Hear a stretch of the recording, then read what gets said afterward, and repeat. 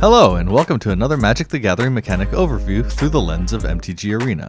I'm Dr. Venture Sr. And I'm Ganzo the Gamer for Podsixclub. And today we will be covering Lifelink, how it works, as well as a brief look at how it came to be.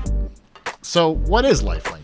Lifelink is a static ability that allows the controller or owner of a source dealing damage to gain that much life as well, as per Rule 702.15 A and B. The fact that it's a static ability allows the life gain to happen simultaneously as the damage is occurring. This means a player could enter creature combat with lethal damage being presented, but survive if they are dealing enough lifelink damage of their own to effectively negate life being lost and leave them above zero. That of course does not take into account First Strike, which resolves before the rest of regular combat damage, which could then either result in a loss because the life gain wasn't triggered in time, or the opposite, where the life gain happens before the loss occurs, depending on whether they are on the receiving end of First Strike damage or dealing it with lifelink in hand. However, unlike First Strike or Double Strike, Lifelink still applies to the fight mechanic, as it is the source with a lifelink dealing damage and thusly still gaining the controller life. The only time life gain is negated is if the target of the lifelink damage has protection from the source dealing the damage, or the target leaves the battlefield before the damage is dealt, either through instant speed sacrificing, exiling, or returning to owner's hand or library. Though in the case of combat damage, if the source dealing lifelink damage had trample when the blocking creature was removed from combat, the damage would simply trample through to the defending player, and gain life to the controlling player nonetheless.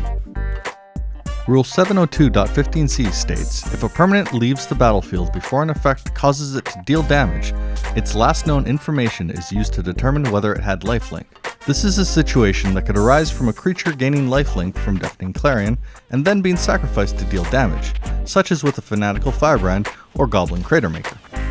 702.15d reads, the lifelink rule functions no matter what zone an object with lifelink deals damage from. This is a situation we couldn't find an appropriate example for in Standard, and thus Arena. But if you were able to have a creature with lifelink deal damage from a graveyard, exile, or the command zone, the rules of lifelink would still apply. Another commonly seen effect of lifelink is found in Rule 702.15e, which states if multiple sources with lifelink deal damage at the same time, they cause separate life gain events.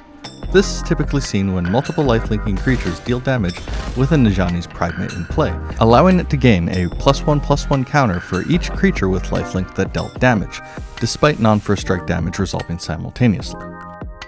And finally, as per Rule 702.15f, multiple instances of lifelink on the same object are redundant. So if, for example, you had a creature that had lifelink already, and you gave them an equipment or an aura that also granted them lifelink, you would not gain double the life, as the lifelink keyword does not stack off of a single creature. Lifelink as a keyworded ability was introduced in Future Sight on future shifted cards as part of 5 alternate shifted mechanics that had previously appeared in the game, albeit in a non-keyworded fashion. These future shifted cards implied that these cards, or at least aspects of them, might appear in sets in the years to come. This proved especially true for Lifelink, as it appeared in the set that immediately followed Future Sight with 10th edition, and went on to become an evergreen ability. Prior to this, R&D referred to this ability as Spirit Link, as it was the name of an enchantment card from Legends that granted the ability that went on to become the basis for what Lifelink is today. However, the ability itself in its non-keyworded form is as old as the first expansion from Magic the Gathering, as it had first appeared on the card El Hijaj from Arabian Nights. So on account of these initial appearances of the mechanic, as well as differing rationales for flavor, Lifelink finds itself with a primary color play alignment of white, with a strong secondary in black. And so that wraps up our overview of Lifelink. If you enjoyed it, please hit that like button, and if you'd like to see more like this, please be sure to subscribe and let us know in the comments below. And we hope to catch you in the next one.